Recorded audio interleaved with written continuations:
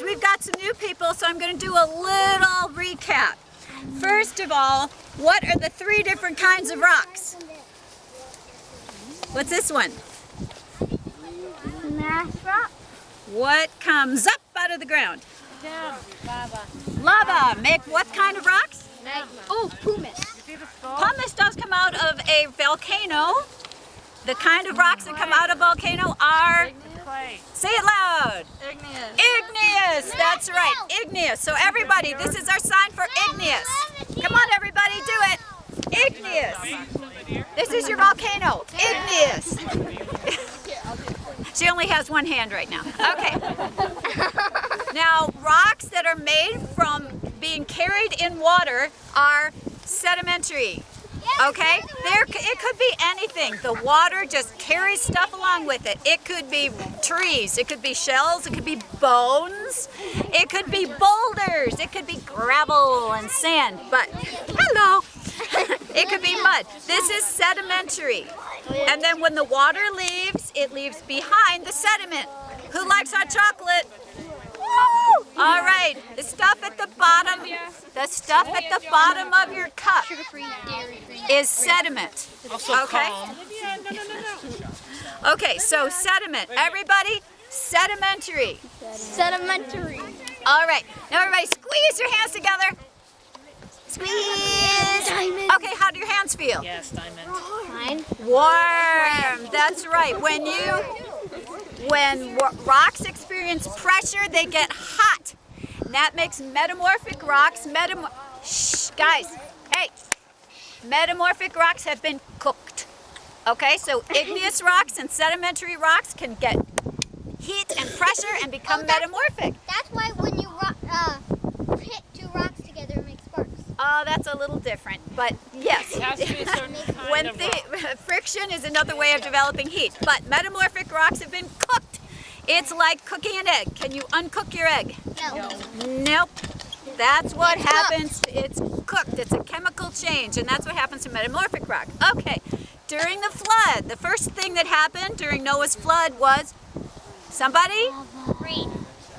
The depths. The fountains of the great deep release. Now the fountains could be water, but it also could be magma. And what we have, most scientists agree, is that before the flood, or a long time ago, if you're not reading the Bible, there was one big continent.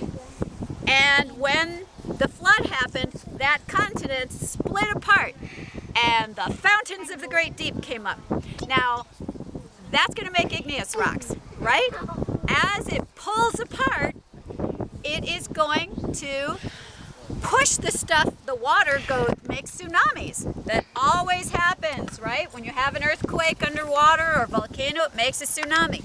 And what happens to the water with the tsunami? Goes onto land. It goes onto the land. You're very smart. And it brings up all the stuff that's on the bottom of the ocean.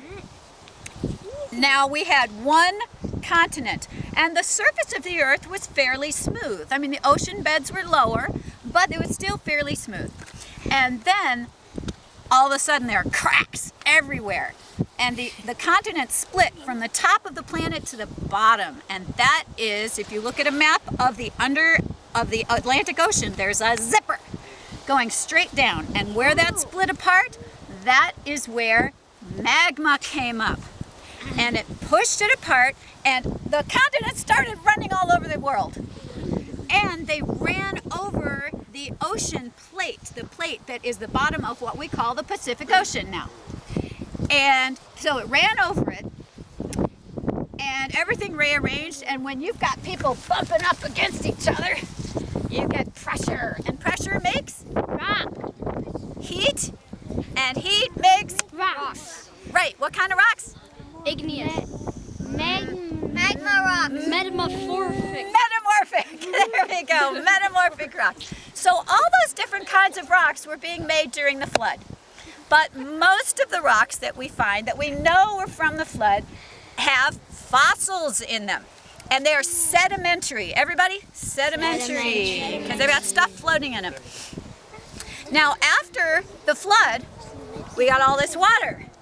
Where did the water go? Well, remember I said the earth was fairly smooth? The average depth of the Pacific Ocean, if, out in the middle, my son has informed me earlier, is 4,000 feet. How deep is a mile? How big is a mile? 5,280. 5,280 feet, which means that the average depth of the Pacific Ocean is less than a mile deep. How deep is the Marianas Trench? Challenger deep. About 25,000 miles deep. 25,000 feet. So it's about 6 miles deep.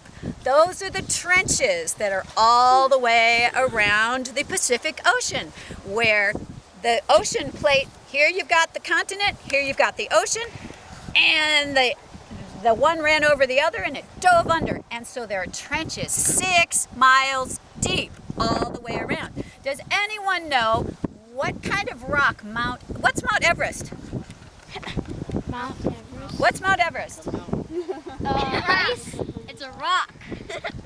And what particular mountain is it?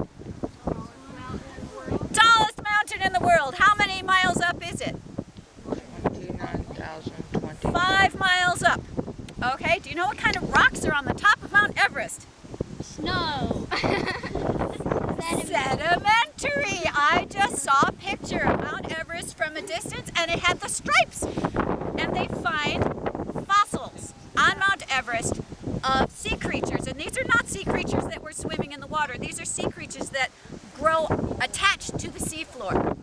And so they got pushed up, and then all the continents that we know now are getting rearranged and pushed around, and Mount Everest got pushed up. So that leads us to, where did all the water go? Now, what we see here, you'll see these are sedimentary rocks all the way around. We are in this valley here. There's a really great one over across the Wow. yeah, the thing that's really cool.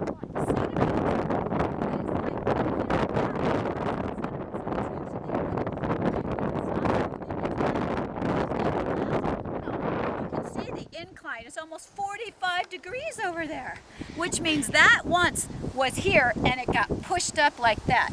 Then we are in a valley that is completely surrounded by sedimentary rock. What happened to what was in the valley? Any guesses? Water came through. Right here, this little stream is going to end up going to a bigger stream, which goes to a bigger stream, goes to a bigger stream, ends up in the ocean. That's why we did our water cycle chant. That's right, because all the water that falls on here is going to drip down into this creek and then end up in the ocean one day.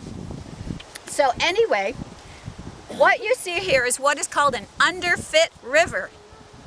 It's too small for the valley. And it happens all over the world. All the secular scientists look and they go, how can that little tiny creek have carved out this entire valley? And they don't have an explanation for it. But we do, because the Bible says that 5 months into the flood, the waters started receding.